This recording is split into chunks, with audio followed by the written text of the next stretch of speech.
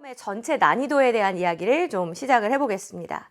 여러분, 이번 시험 어땠어요? 쉽지 않았죠. 네, 쉽지 않았습니다. 거기다가 우리는 아주 근래에 들어서 시험의 난이도가 좀 낮아졌는데 거기에 너무 금방 익숙해졌던 것 같아요. 그래서 아마 여러분들이 영어는 좀 나중에 시작해도 되는 과목, 뭐 절대평가니까 조금만 하면 쉽게 성적을 받을 수 있는 과목이라고 생각을 했다가 이번 시험을 보고 나서 그게 아니었구나라고 그렇게 느끼셨을 겁니다. 뭐 일부 미디어에서는 보도하기를 이번 시험에 1등급을 받은 그런 수험생의 숫자가 작년도 수능에 비교했을 때 뭐 거의 절반 수준으로까지 줄어들지 않을까 뭐 그런 예측도 나오던데 어디까지나 예측일 뿐이긴 하지만 그만큼 체감 난이도가 있었다라는 의미겠죠. 그래서 난이도는 우리 중상 정도로 평가할 수 있겠습니다. 자, 그 다음 우리들이 이제 가장 궁금했던 것이 바로 이제 연계교재에 대한 이슈였습니다. 그래서 직접 연계가 완전히 사라질 것인가, 뭐 이런 것이 사실 관심이 많았었죠. 근데 저는 이미 초반부터 직접 연계이기 때문에 내가 똑같은 지문이 나오니까 외우듯이 해서 점수를 받겠다라는 생각은 아예 버리고 그냥 연계교재도 여러분이 영어 공부하는 하나의 도구니까 좋은 지문 갖고 열심히 공부해서 실력 올리겠다 이렇게 생각해달라라고 누누이 이야기했었거든요. 이번에 이제 직접 연계 형태는 사라졌고요. 우리 모두 간접 연계로 출제가 된 것을 확인을 했습니다. 근데 사실 그래요. 직접 연계로 나오던 시절에도 저는 한 번도 뭐 이 지문의 내용을 완전히 익혀가지고 그래서 한글로 내용을 기억을 해서 그래서 점수 받을 생각 하지도 말아라. 그거는 공부한 시간 대비 성적으로 나오지도 않고 실력 향상으로도 이어지지 않는다라는 이야기는 누누이 했었거든요. 근데 간접 연계로 바뀌었더라도 제대로 된 방법으로 공부하고 있는 수험생들이라면 뭐 크게 달라질 건 없다고 생각합니다. 다만 우리의 입장에선 그렇죠. 이제 확실히 기본기라고 하는 게 중요해진 건 맞아요. 여기서 말하는 기본기라고 하는 건 뭐겠어요? 기본 어휘 실력. 그 다음에 기본적으로 문장을 읽을 수 있는 능력. 길고 복잡한 문장도 내가 봤던 문장이라 읽는 게 아니라 처음 봐도 잘 읽어낼 수 있는 능력이 필요하고 그 다음에 이제 빈칸 추론부터는 상당히 문항의 난이도가 높았죠. 추상성도 많고 굉장히 좀 어려웠단 말이에요. 그래서 글을 논리적으로 읽을 수 있는 능력. 요렇게 세 가지가 굉장히 중요해진 건 맞습니다. 그래서 여러분이 연계교재를 공부하실 때에는 내가 내용을 외우겠다. 그게 아니라 이 세 가지를 향상시키기 위한 도구로 연계교재를 활용하겠다라고 보시는 게 좋습니다. 사실은 이제 영어 지문이라고 하는 것들은 또 좋은 어떤 학술 서적 같은 데에서 중간에 발췌를 하는 형식으로 해서 출제를 하거든요. 그러니까 여러분이 뭐 우리 EBS 있는 교재가 지문이 너무나 차이가 난다 이런 거 아니잖아요. 좋은 해설 강의도 있고 평가원의 검증도 받은 좋은 지문이니 내가 이거 도구 삼아서 열심히 공부하겠다라고 생각하시면 되는 거고요. 향후에 이거를 이제 시기별로 어떻게 활용해야 될 것인가에 대한 이야기는 제가 조금 있다가 학습 계획표를 보여드리면서 같이 이야기를 좀 해볼게요. 자, 그럼 이제 세부적인 얘기를 안 할 수가 없죠. 대의파악 유형은 어땠어요? 대의파악 유형이 뭐냐고? 아니 그런 거 있잖아. 목적 문제랑 심경 문제랑 뭐 필자의 주장, 요지, 제목, 주제 요런 문제들 어땠습니까? 네. 제가 봤을 때 대입학 유형은 기존의 시험이랑 비교해도 오히려 좀 쉽다라고 느껴질 정도로 난이도가 상당히 낮은 편이었습니다. 제가 봤을 때 평가원은 아마 그런 생각을 한 게 아닌가. 뒷부분에 어려운 지문들 많이 준비돼 있으니까 여기는 그냥 점수 드릴게요. 약간 이런 기분의 구간이었다라고 보시면 되겠고요. 그러니까 여기에서 여러분이 가장 주의하셨어야 되는 거는 시간 단축이었습니다. 혹시라도 앞에 부분 풀면서 이번 시험 쉬운가 보다 라고 생각해서 좀 느긋하게 문제를 풀었다가는 뒤에 가서 이제 상당한 낭패함을 봤을 거다라는 생각이고요. 자, 그 다음에 이제 어법 어휘 문제 같은 경우 우리 어법도 이따 자세한 이야기를 나누겠지만 그냥 통상적으로 평가원에서 자주 물어보는 항목들만 물어봤어요. 뭐 특별히 지엽적이고 처음 보는 항목을 물어보거나 하지 않았고 어휘 문제도 그렇게 어렵지 않았습니다. 그래서 사실은 어법 어휘 부분은요 그냥 보통의 난이도로 출제됐다 했다라고 볼 수 있어요. 그래서 여러분이 요 구간까지 왔을 때만 해도 기분이 상당히 좋으셨을 겁니다. 그래서 집에 가서 엄마한테 고기 사달라 해야 되겠다. 오늘 영어 시험은 엄청 잘 본 것 같다. 라고 생각을 하셨을 겁니다. 자, 근데 이제 문제는 빈칸부터 시작이 됐죠. 일단은 기존의 빈칸 네 문항은 두 문항이 직접 연계였기 때문에 뭐 그걸 맞추고 틀리고를 떠나서 일단 마음이 좀 편하잖아요. 내가 익숙하게 알고 있던 내용이 등장을 하니까. 근데 일단은 그 네 개가 다 이제 비연계 형태로 바뀌었기 때문에 여러분들이 굉장히 좀 심적으로 부담스러웠을 거고, 게다가 이번엔 어떻게 된 게 3점 배점이 있던 문항보다도 2점 배점이 된 문항이 더 오답률이 높았습니다. 그러니까 네 개 다 만만치 않았다는 이야기잖아요. 그래서 빈칸 문제는 여러분이 느끼는 체감 난이도가 상당히 높았을 것으로 예상이 됩니다. 자, 그 다음에 순서 삽입 문제도 상위 5개 오답률이 높은 문항 안에 들어가 있어요. 그러니까 상당히 난이도가 높았고요. 순서 문제도 특이하게 3점 배점이 된 문제보다 2점 배점이 된 문제가 더 오답률이 높았습니다. 그래서 이것도 왜 이런 일이 있었는가에 대한 이야기는 우리 좀 이따 나눠볼 거고요. 이 부분도 난이도가 상당했다라고 이렇게 이야기할 수 있겠어요. 자, 그러면 뭐 어떤 문항들이 오답률이 높았나를 좀 살펴볼게요.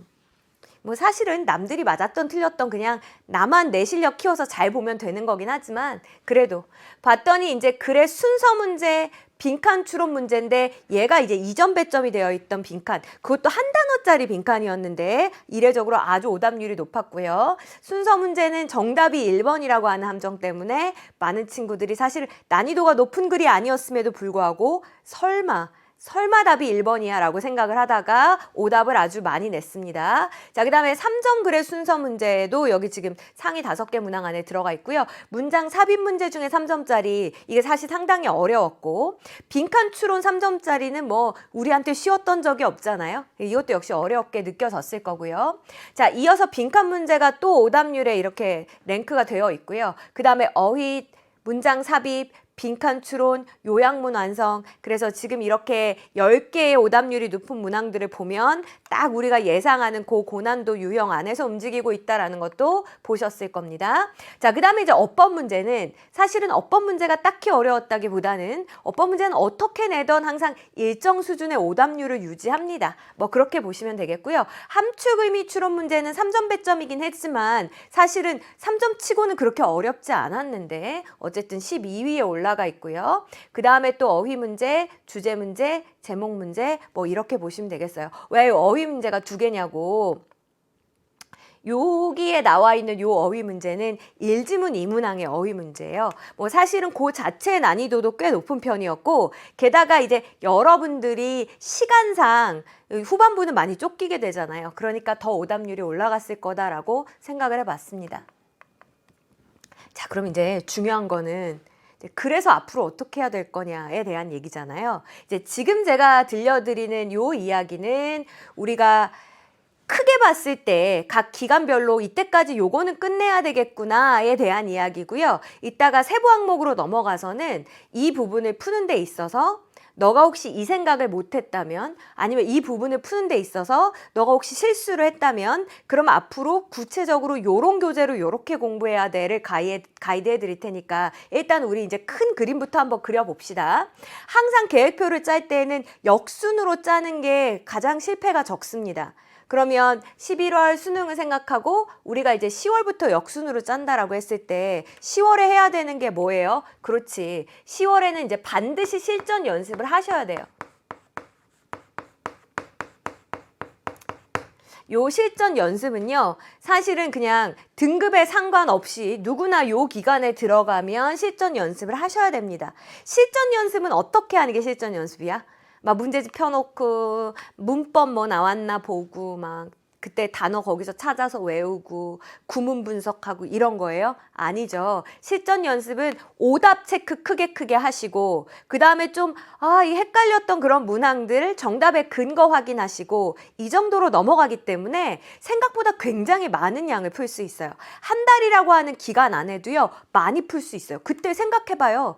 하루에 그냥 70분 잡고 한 세트씩 탁탁 푼다라고 하면 많이 풀면 일주일에 5세트도 풀 수 있고 있고요. 적게 잡아도 3세트 충분히 풀 수 있습니다. 그래서 제가 잡은 최소의 분량은 뭐냐면 우리가 3회 분량을 일주일에 푸는데 4주다라고 잡으면 그러면 벌써 최소 12회는 실전 연습하는 게 확보가 되잖아요. 그지?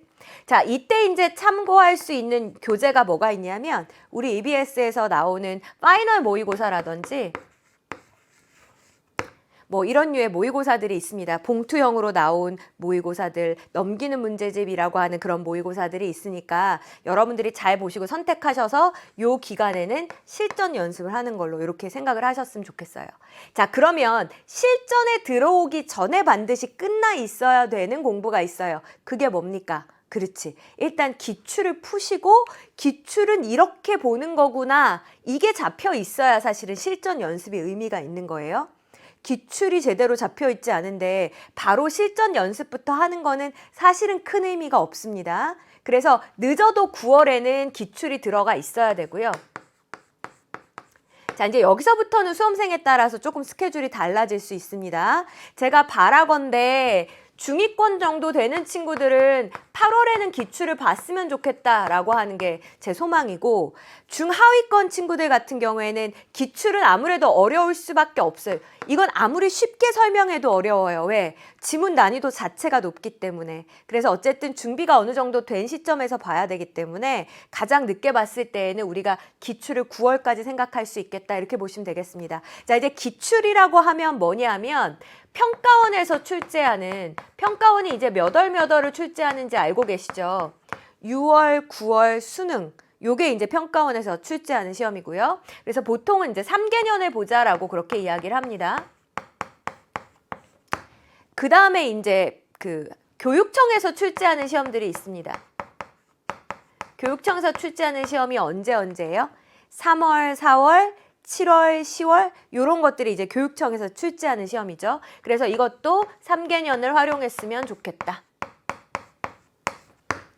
라고 하는 거. 물론 5개년까지 볼 수 있으면 좋겠습니다만 뭐 여러분이 지금 아마 영어 공부를 거의 대부분이 잘 안 해놨을 거예요. 제가 알아요. 여러분 지금 어떻게 공부하고 있는지 알거든요. 이제 내신 때만 바짝 하는 친구들, 그 다음에 뭐 영어는 대충 놓고 있다가 큰일 났네 이렇게 생각하는 친구들이 많을 테니까 일단 최소한만 잡아서 이렇게 보셨으면 좋겠고, 혹시 저는 워낙에 영어를 잘 못해가지고 이 평가원 3개년 보는 것도 굉장히 버거울 것 같은데 그러면 교육청 기출은 언제 보나요? 라고 얘기하면은 요 교육청 기출 분량을 갖다가 요 실전 연습 12회 안에 집어 넣으시면 돼요.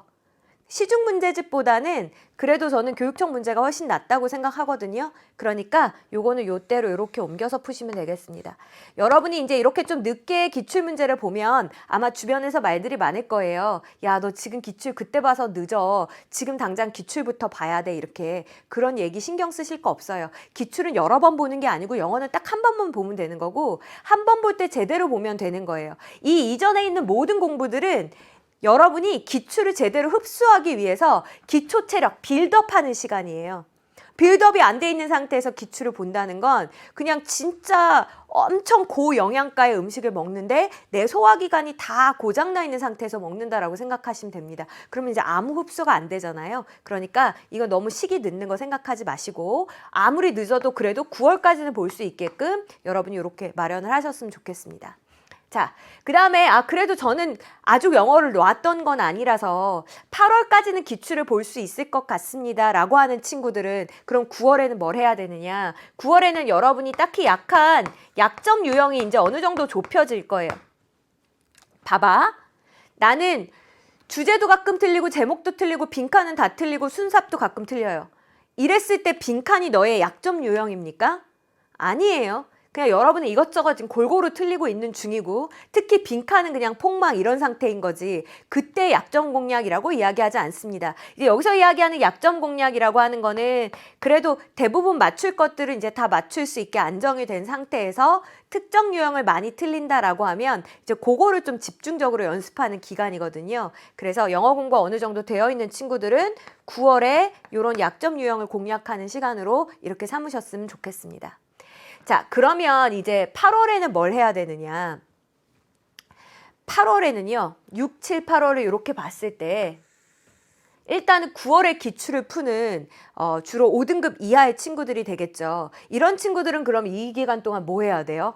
그래, 문장 정확하게 읽는 연습, 지문을 어느 정도 읽어낼 수 있는 힘, 요거를 길러야 돼요. 그러면 8월에 무슨 연습이 들어가야 된다는 얘기예요? 지문을 읽는 연습이 들어가야 된다는 이야기예요.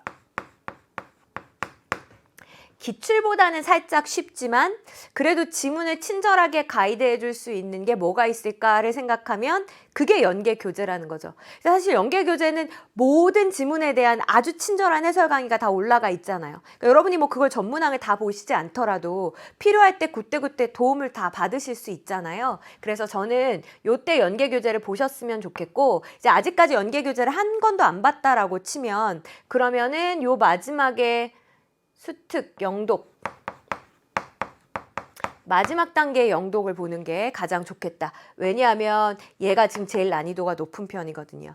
지금 이제 연계교재 들어가려고 합니다라고 하면은 순서를 수완, 수특, 영독 이렇게 잡는 것도 저는 나쁘지 않다고 생각해요. 수특은 이번에 초반 난이도가 좀 높았고요. 영독도 초반 난이도도 높고 뭐 전반적으로 영독은 어려운 지문들 유형만 담고 있으니까 뭐 요런 순서로 보는 것도 나쁘지 않겠다라고 생각을 하시면 되겠습니다. 자, 근데 이제 진짜 문제는 뭐냐면 저는 연계교재 읽는 것도 사실 힘들어요. 그런 친구들 굉장히 많아요.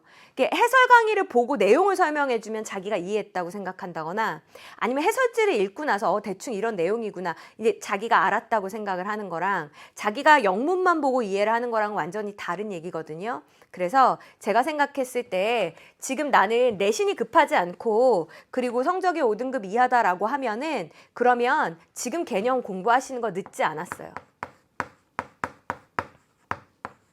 실제로 6월 모의평가가 끝나고 개념 강의에 유입되는 인원이 상당히 많습니다.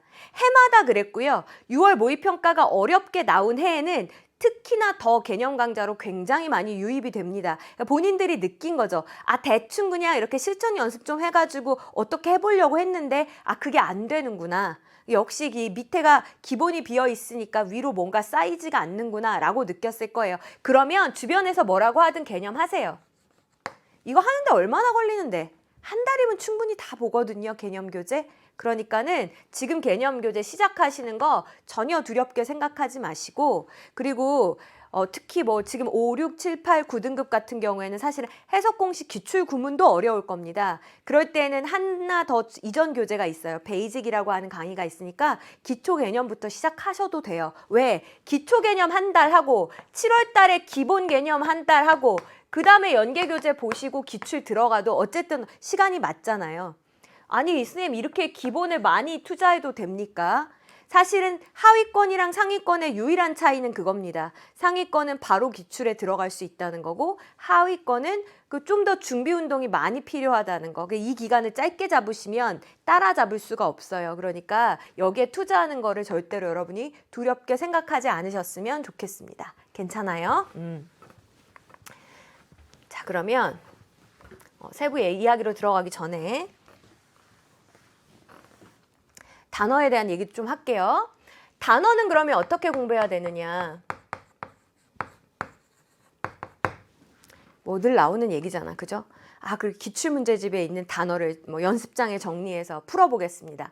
맞아요. 그 단어도 문맥상 공부해야 되는 거 맞아. 그 다 맞는 얘기예요. 근데 이제 문제는 뭐냐면 여러분의 어휘가 그것보다도 훨씬 더 많이 부족하다는 거. 내가 지금 지문에서 몇 개 모르는 거 추려가지고 연습장에 정리하는 정도로는 도저히 따라잡을 수 없을 정도로 지금 어휘가 많이 비어있는 경우가 많습니다. 여러분, 밑 빠진 독에 물을 채우려면 물을 엄청나게 빠른 속도로 부어야 되죠. 그걸 막 진짜 이 문맥 속에서 영영사전을 찾아가면서 하루에 10개씩 이렇게 해가지고 안 된다는 이야기예요. 그래서 기본적으로 양으로 승부하는 기간이 반드시 필요합니다. 그래서 단어는 단어장으로 공부하시기를 저는 추천을 해요. 어차피 단어장에서 본 단어들 계속해서 지문 속에서 다시 만날 거예요. 단어장에서 보고 끝나는 게 아니기 때문에 문맥에 대한 걱정은 일단은 너무 하지 마시고 초반에는 양으로 승부해라 라는 이야기 드리고 싶고요. 그 다음에 이제 단어장도 뭘 봐야 되느냐라는 질문을 엄청 많이 하더라고요. 그래서 뭐 수능에 많이 나오는 단어 뭐 이렇게 물론 그런 것도 좋은데요. 저는 단어도 어느 정도 이 기본 시스템을 갖추는 게 중요하다고 생각하거든요. 그래서 나는 한 번도 태어나서 단어장을 제대로 본 적이 없다라고 하면 뭐 각 출판사별로 어원별로 되어 있는 단어장들이 많이 있습니다. 그래서 어원의 의미를 알면 모르는 단어를 만났을 때에도 유추하기가 훨씬 더 편하거든요. 그러니까는 일단은 어원으로 나와 있는 단어장을 먼저 보시고 나는 그래도 기본 단어장 하나 정도는 봤어요 라고 하면 그러면 이제 수능 빈출이나 이렇게 정리되어 있는 단어장들이 있을 거예요. 그래서 이런 단어장들 가지고 공부하셨으면 좋겠어요. 괜찮아요? 그 단어 암기 방법은 제가 늘 알려드리는 거 아시죠? 어떻게? 종이에다가 자유롭게 여러분이 영문으로 막 써두시고 틈날 때마다 꺼내서 뜻이 기억이 나면 지우고 뜻이 기억이 안 나면 다시 외우고 요 절차를 반복하시는 거예요. 언제까지? 요게 다 없어질 때까지. 그러면 생각보다 별로 부담 안 되잖아요. 그지? 잠자기 전에 다시 한번 순서대로 쭉 정리하면서 이건 무슨 뜻이었지. 근데 이렇게도 많이 물어보더라고. 제가 이제 이 방법을 알려줬어요. 이렇게 영어를 쓰고 한국말로 중얼중얼 하면서 외운 건 X, 못 외운 건 다시 외우고 이렇게 반복을 해라라고 했더니 그러면 잠자기 전에 다시 외우는 거 요거 보고 하냐고 물어보던데 아니요. 우리 자기 전에 다시 볼 때는 어떻게 할 거냐면 연습장 꺼내 놓으시고 그때는 좀 귀찮겠지만 영문, 한글 하면서 이제 한번 이렇게 딱 정리하셨으면 좋겠습니다. 근데 아마 이제 여러분이 이렇게 생각할 거예요. 뭐야, 이렇게 외웠더니 자고 일어나니까 하나도 기억 안 나라고. 근데 그게 정상이에요. 그게 정상이고 제가 뭐라 그랬어요? 초반에는 무조건 양으로 승부한다 그랬죠. 이 암기법은 크게 부담이 없기 때문에 여러분이 굉장히 짧은 시간 안에 많은 단어를 볼 수 있습니다. 그래서 여러분은 지금 일단 우리 단어장 하나 샀잖아요. 그러면 이 단어장을 아주 짧은 시간 안에 1회독을 할 거예요. 그걸 몇 번까지 반복할 거예요? 5번 반복할 거예요. 그러면 여러분이 처음엔 다 잊어버렸던 것 같겠지만 3회독하는 시점부터는 좀 다르게 느껴질 겁니다. 처음에는 50개 외우는 것도 엄청 힘들었는데 지금은 7, 80개도 속도가 막 나네. 왜냐하면 이미 2회독을 했기 때문에. 그래서 이렇게 여러 번 다시 볼 거니까 한 번 볼 때 너무 오래 붙들고 있지 말아라. 빨리빨리 그날의 분량만 채워라. 뭐 이 얘기를 좀 드리고 싶습니다. 자, 그 다음에 이제 여러분이 많이 이야기했던 게 듣기. 제가 듣기에 대한 이야기는 지금 세부 문항 분석에 넣지는 않았어요.